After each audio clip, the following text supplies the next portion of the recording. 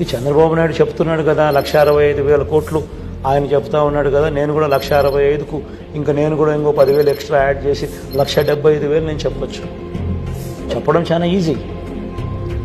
నేను ఆల్రెడీ 59 నెలల్లో చేసిన గవర్నెన్స్ ద్వారా దేవుడి దయతో ఆ క్రెడిబిలిటీ అనేది ఎస్టాబ్లిష్ అయింది. కానీ అబద్ధం చెప్పడం కరెక్ట్ కాదు. చేయగలిగింది చెప్పాలి.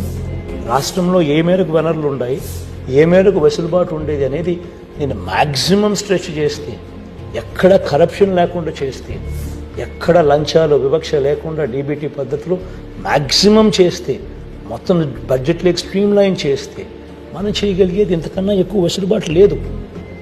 అట్లాంటి దానికి నేను 70 నాది 70 అంటే 1,65,000 అంటే దాని అర్థమైంది ఆయన నేను మోసం